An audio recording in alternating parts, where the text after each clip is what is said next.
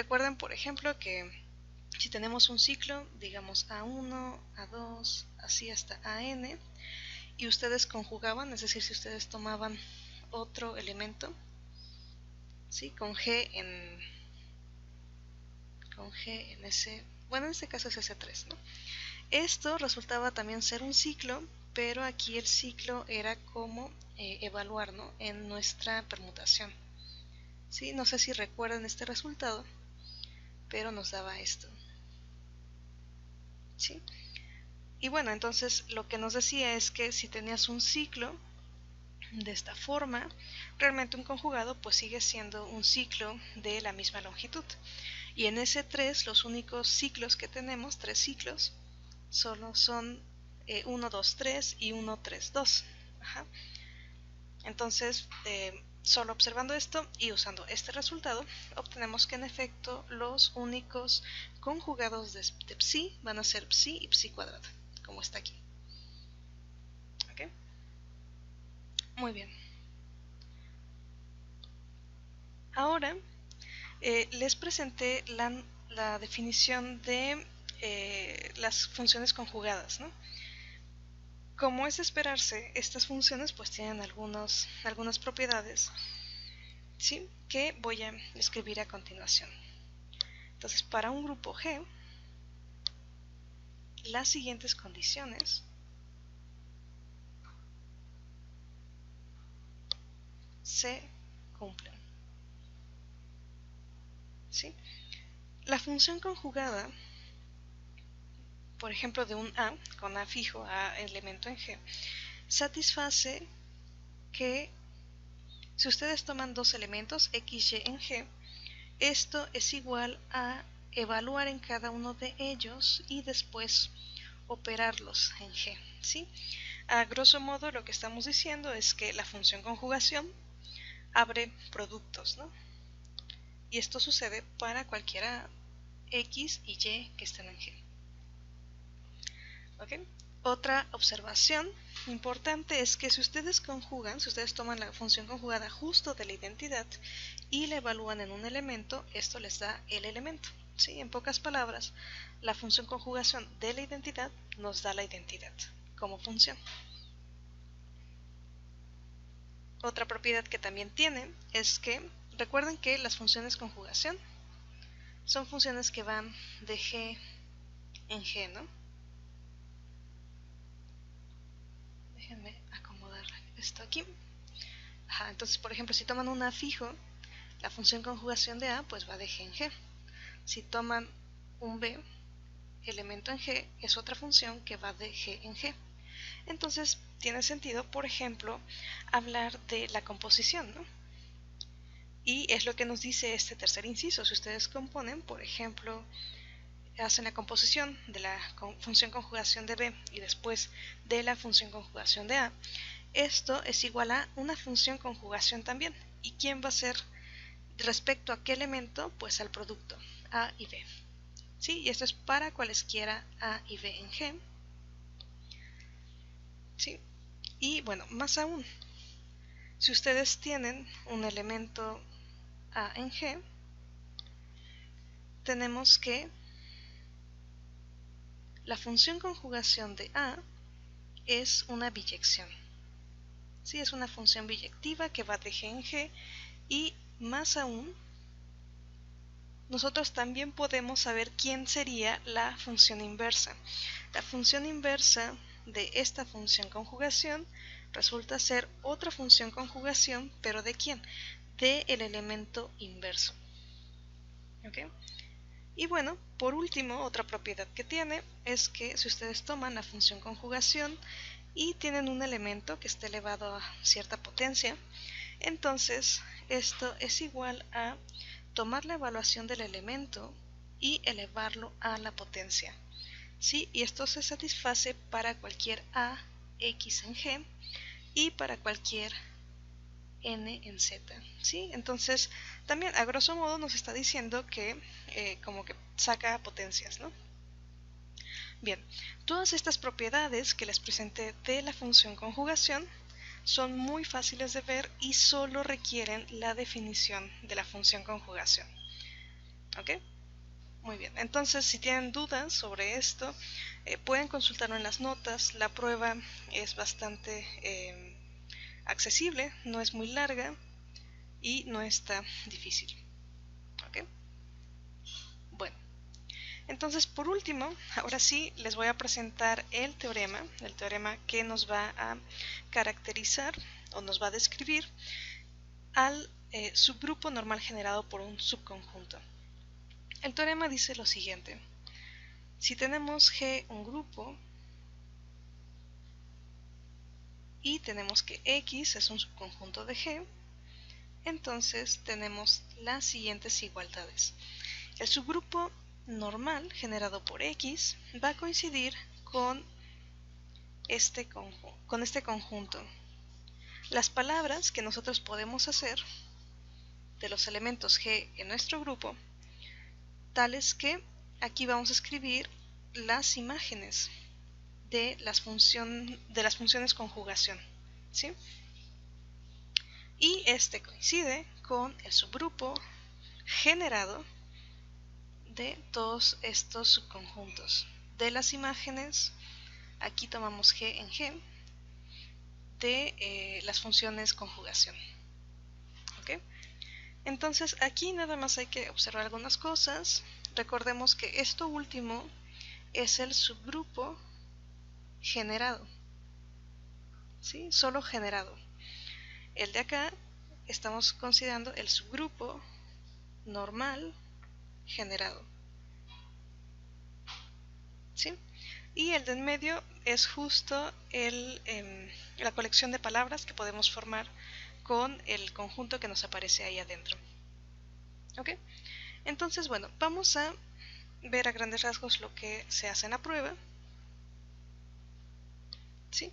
Por ejemplo, si tenemos que X es el vacío, es el conjunto vacío, pues tenemos que el subgrupo normal generado por X ya habíamos observado que coincide con el subgrupo trivial. Y nosotros habíamos dicho que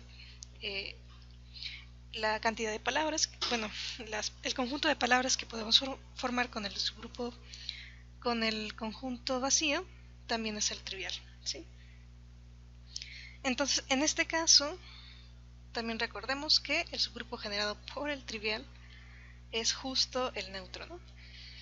Sí, todo esto, la parte de acá, se debe a algo que ya habíamos observado anteriormente. Entonces, en caso de que X fuera vacío, esta igualdad se da de manera automática. ¿Ok? Entonces vamos a suponer que tenemos un conjunto X que es distinto del vacío. ¿Ok? Y vamos a denotar que Z sea este conjunto, ¿sí? Todas estas imágenes de funciones conjugadas. Bien. Ok. Entonces sabemos que si tomamos un conjunto y tomamos la colección de palabras, el conjunto de palabras, eso nos da un subgrupo.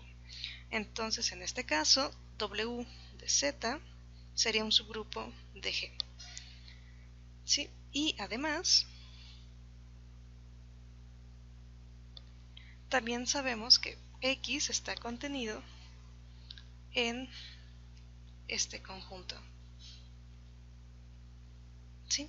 Justo porque, por ejemplo, si tomáramos la imagen de la función conjugación respecto a la identidad, pues habíamos visto que todo esto, que por el inciso 2, todo eso nos da X, ¿no? Entonces, por ese inciso, pues tendríamos que X está contenido en W de Z. ¿Sí? Pues esto sucede. Muy bien. Entonces, a ver, tenemos que este conjunto, el conjunto de palabras de Z, es un subgrupo que contiene a X. ¿Okay? Entonces vamos a ver que no solo es un subgrupo que contiene X, sino que es un subgrupo normal. Entonces veamos que las palabras de Z es un subgrupo normal de G. ¿Ok? Y bueno, entonces, ¿qué tendríamos que ver? Para verlo vamos a usar esto, ¿no? Que si tenemos n un subgrupo de G, que sea, bueno, para ver que es normal,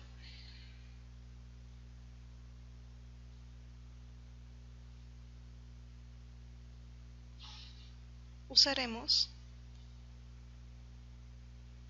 que GNG inversa debe quedar contenido en N. ¿Sí? Vamos a usar esta caracterización para subgrupos normales. Okay, entonces déjenme borrar esta parte.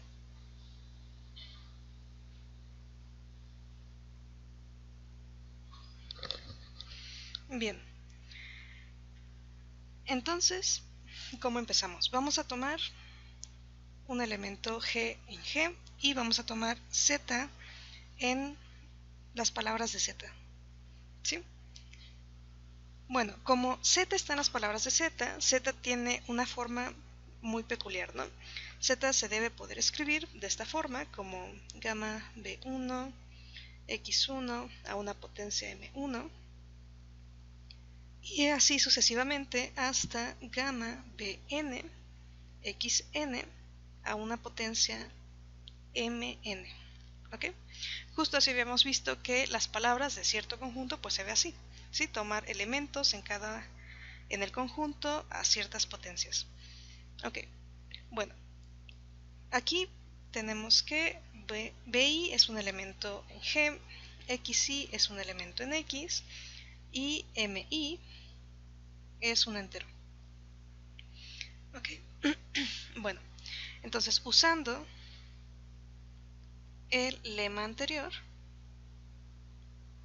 vamos a ver de qué forma nos queda este elemento, ¿no? G, Z, G inversa, ¿no? Queremos ver que este elemento, pues de nuevo, es una palabra en Z, ¿no? Bueno, pues primero, si lo vemos así, esto sería tomar Z y evaluarlo en la función conjugación de G, ¿sí? Esto es por definición.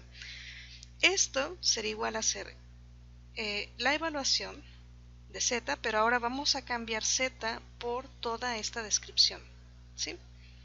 Por todas estas potencias de elementos que están en las imágenes de ciertas funciones de conjugación. Entonces, haciendo solo ese cambio, pues tendríamos que escribir gamma B1, X1 a la M1 y así sucesivamente hasta gamma Bn, Xn elevado a Mn. ¿Ok?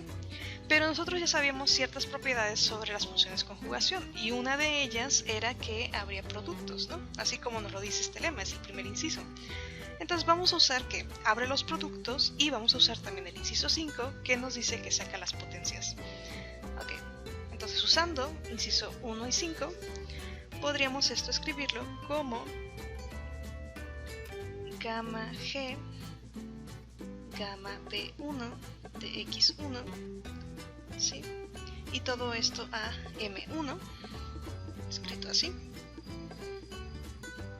Y aquí tendremos que escribir gamma G, gamma Bn, evaluado en Xn, todo esto a Mn. ¿Ok? Y bueno, también sabemos que las funciones de conjugación, por el inciso 3, si tú haces una composición, es igual a otra función de conjugación que sería el producto de esos dos elementos, ¿no? Entonces vamos a usar aquí el inciso 3 y entonces aquí escribiríamos que esto es igual a gamma GB1 de X1, todo esto elevado a M1 y así sucesivamente hasta gamma G, gamma Bn, Xn, todo esto elevado a Mn. ¿Ok? Y bueno, esto último, si nos fijamos en la forma que tiene, es una palabra en Z, ¿sí? Todos estos elementos que están aquí, los que estoy enmarcando, son elementos en Z, ¿sí? Bueno, aquí el último me queda así. Aquí me queda GBN. Entonces todos estos elementos que estoy marcando en naranja son elementos en Z y están elevados a ciertas potencias. Entonces esto es una palabra en Z, ¿no? por definición.